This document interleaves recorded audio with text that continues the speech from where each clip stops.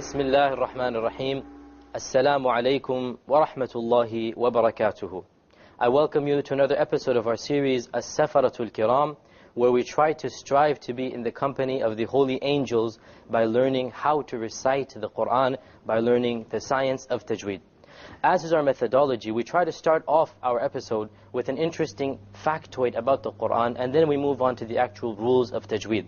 In our previous episode, we had started discussing the history of the compilation of the Quran. We'll continue along that line, and we'll say that in the early stages, it is recorded that the Quran was written down by the Prophet ﷺ. However, the primary way of preservation at this early stage was the memorization of the Quran by the companions. This is because the Arabs of that time, they used to pride themselves in their sharp memory. In fact, this was how they preserved their oral traditions. This was how they preserved their history, their poetry, their literary legacy. They would memorize it, and then they would narrate it later on. And so when the Quran came down, the companions of the time, they memorized the portions of the Quran that were convenient to them. And many of them, in fact, memorized the entire Quran that was revealed until that time. However, in the Madani stage, when the Prophet ﷺ migrated to Medina, here we have clear-cut narrations that the Prophet ﷺ would actually command for the Quran to be written down. Once when a verse was revealed, and this is authentically narrated in Sahih Bukhari, he said, "Call Zayd ibn Thabit for me." Zayd ibn Thabit was the primary secretary of the Prophet ﷺ. He said, "Call him for me and tell him to bring the scapula bone and the ink pot," meaning pen and paper of their time. So when Zayd ibn Thabit came, the Prophet ﷺ dictated to him the ayah, and so Zayd wrote it down, and it is also narrated that the Prophet ﷺ would then listen back from Zayd what he had written in the Quran. So the Quran was definitely preserved by memorization and by being written down, and we'll continue along this history in our next episode. In our previous episode, we were discussing the rules of Noon Sakina and Tanween. Remember, Noon Sakina is a noon upon which there is a sukun, and a Tanween is a double fatha, a double dhamma, or a double kasra. Moving along those lines, we have said that there are 4 rules of Noon Sakina and Tanween, depending on the letter that occurs after it. So we now move on to the second rule, and that is that of iqlab, or conversion. Okay, we have this fancy diagram here to help you memorize what we mean by iqlab. Iqlab means conversion. When does iqlab occur? Iqlab, this conversion or this changing, it occurs when a noon sakina or a tanween is changed to a meme. This is why we call it iqlab. You change the noon sakina, or you change the tanween from an n sound, into a meme sound. Therefore, because it is converted, we call it iqlab, which means to convert, to change. Okay, well, when does this occur? It occurs when the noon sakina or tanween is followed by the letter ba. So if someone asks you, what are the letters of iqlab? You will say, ba. Only one letter. It is the letter ba. Anytime the letter ba occurs after a noon sakina or a tanween, instead of pronouncing the n sound, you pronounce the m sound. Okay? And it is important when you do this, by the way, that you do a ghunnah. Remember, what was a ghunnah? Who remembers? Nasal sound. The nasal sound. The ghunnah was a nasal sound. Okay? An example here is the word al-anbiya. Alif, noon, sakin, ba, ya. Okay? Here we have noon, sakin, al-an. But it's followed by a ba. So we don't pronounce it al-an. We change the noon into a meme. And then we do a ghunnah. Okay? Al-anbiya. Al-anbiya. We change the noon into a meme, and we perform a ghunnah on it. Likewise, in the next example, we have a noon sakin followed by a ba. Notice that this was in one word, this is in 2 words. It's the same ruling. There's no difference if it's in 1 word or 2 words or tanween. It's all the same ruling. Here we have min ba'di. Min ba'di. We have noon sakin followed by a ba. How do we pronounce it? Min ba'di. Min ba'di. Likewise, we have sami'an basira. Again, we have the tanween over here followed by a ba. سميعا بصيرا سميعا بصيرا. We change the tanween into a meme, and that is called iqlab. One last example, زوج بهيج. Same thing applies. We have a tanween followed by a ba. So we convert the noon into a meme. زَوْجٍ بَهِيجٍ. Okay, let's recite an example. Amr, why don't you recite verse 31? The brothers look it up. Verse 31 of Surah Baqarah. It begins with وَعَلَّمَ آدَمَ الْأَسْمَاءَ كُلَّهَا. Why don't you recite these verses and we will try to spot where the iqlabs are. Okay?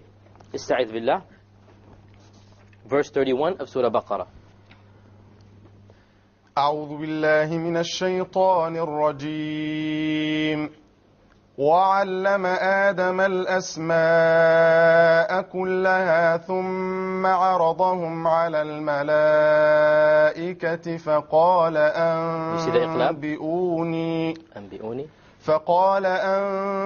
أنبئوني بأسماء هؤلاء إن كنتم صادقين قالوا سبحانك لا علم لنا إلا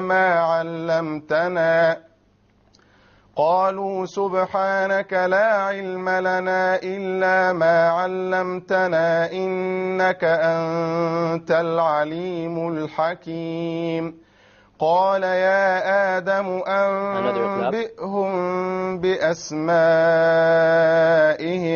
فلما أنبأهم بأسمائهم قال ألم أقل لكم. حسبك يا عم جزاك الله خير.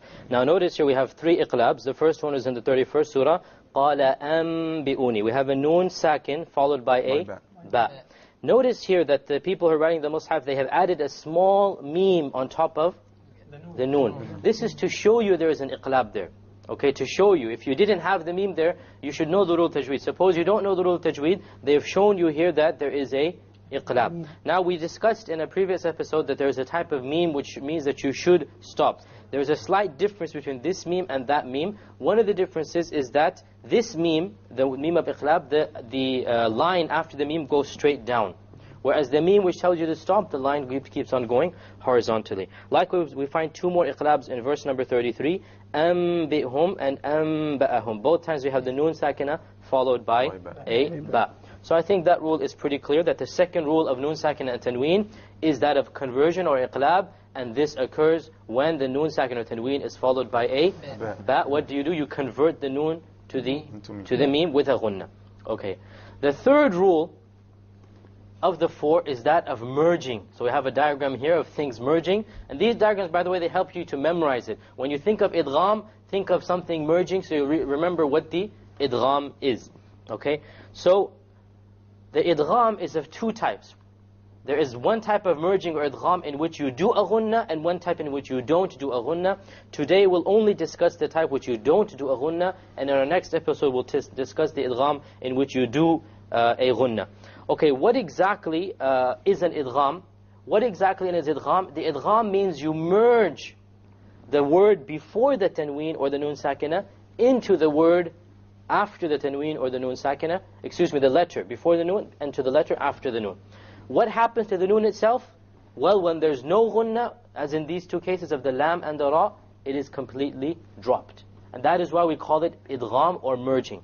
You merge what is before with what is after, and you drop the actual sound of na, the tanween or the noon sakina. And the two letters of idgham without ghunna are lam and ra. So anytime you have a noon sakina followed by a lam, or you have a tanween followed by a lam, or a tanween followed by a ra, or a noon sakina followed by a ra, you drop the sound of n, and you merge what is before with what is after. Let's give an example here. We have over here, min rabbihim. Notice we have a noon sakina followed by a ra. And the ra is a letter of idgham without ghunna. So you don't say min rabbihim, you drop it. You drop the noon and you merge the meme with the ra. And you say, mil rabbihim, mil rabbihim, immediately. Likewise, in the next example, ghafuran rahima. Ghafuran, there's a tanween, okay, followed by a ra. You don't say ghafuran rahima. You say ghafuran rahima. Ghafuran rahima. You don't hear an N sound because you drop it. Likewise, hudal lil muhsinin. The same applies here. You have a dal with a tanween, and then you have a lam. هُدًى لِلْمُحْسِنِينَ هُدًى لِلْمُحْسِنِينَ. Again, you don't say hudan. If you said hudan, then that would be incorrect. The whole point is that you merge what is before it with what is after it. We have another two more examples. وَيْلٌ لِكُلِّ هُمَزَةٍ لُمَزَةٍ. We have a tanween on the ta. هُمَزَةٍ لُمَزَةٍ. You didn't hear the end sound, it was dropped. Likewise, we have in Surah Al-Ikhlas, لَمْ يَكُنْ لَهُ لَمْ يَكُنْ يَكُنْ. Look what happened to the noon, dropped. Suppose you were to stop, then you have to say لَمْ يَكُنْ. You ran out of breath or something, you have to say the noon. But if you go on, then it is not allowed to say the noon. Rather, you merge what is before the noon with what is after the noon. And that is why it is called idgham. That you merge what is before it with what is after it. Now open up Surah Al-Alaq. We probably don't have time to recite, but we will just point out some examples in Surah Al-Alaq. Surah Al-Alaq, as you know, is the first surah of the Quran that was revealed. If you go to the last few ayat, we have over here, let's look at verse number 7, okay? Verse number 7. أَوْرَآهُ اسْتَغْنَى. What is over here? We have the noon sakina followed by a ra. So how do we pronounce it? أَوْرَآهُ اسْتَغْنَى. Now here as a side point, remember when we were talking about the rules of the ra, we said one of the most common mistakes with the ra is what? The rolling of the ra. You repeat it. Someone make the mistake while they recite. Someone, Amr, why don't you make the mistake? Suppose you roll the ra, how would it sound then? Arra. Exactly. This is the common mistake. So make sure that when you do this idgham, you don't fall into the other mistake of rolling the ra. Okay? Samir, why don't you pronounce it properly? أَرَّآهُ اسْتَغْنَى. Exactly. أَرَّآهُ اسْتَغْنَى. Likewise, if you look at verse number 15, okay? كَلَّا لَئِن لَّمْ يَنْتَهِ لَنَسْفَعًا بِالنَّاصِيَةِ. Where is the idgham? Without ghunna? لَإِلَّمْ. Exactly, okay? لَإِلَّمْ. So we have over here the noon sakina followed by a lam. And when we have this, then we drop out the noon and we pronounce it with the hamza immediately merges with the lam, and that is why we call it an idgham. Okay? طيب, we have only time for a short surah, so let us recite Surah Al-Ikhlas because that too has an idgham to it. أعوذ بالله من الشيطان الرجيم. أعوذ بالله من الشيطان الرجيم. بسم الله الرحمن الرحيم. بسم الله الرحمن الرحيم. قل هو الله أحد. قل هو الله أحد. Quick review. The lam in the word Allah, is it heavy or light? Heavy. Why? Heavy. Was it preceded by fatha? Preceded by a fatha, exactly. What did we do on the dal in ahad? Qalqala. Okay, remember we're going to revise the rules as we go on. Allahu Samad. Allahu Samad. Okay, the lam in as-samad, why did we not pronounce it? Solar. It's a solar letter. The sad is a solar letter, which means we drop the lam when we have the alif lam there. Lam yalid wa lam yulad. لم يلد ولم يولد. Likewise, both of the qalqas are on the dal. وَلَمْ يَكُنْ لَهُ كُفُوًا أَحَدٌ. ولم يكن له كفوا أحد. Okay, what happened here with the idgham? You see it clearly, the noon sakin, before it is, after it is a lam. And a lam we studied right now is of the letters of idgham without ghunna. So we drop the noon and we connect what is before it, which is the kaf, to with what is after it, and that is the noon, the lam.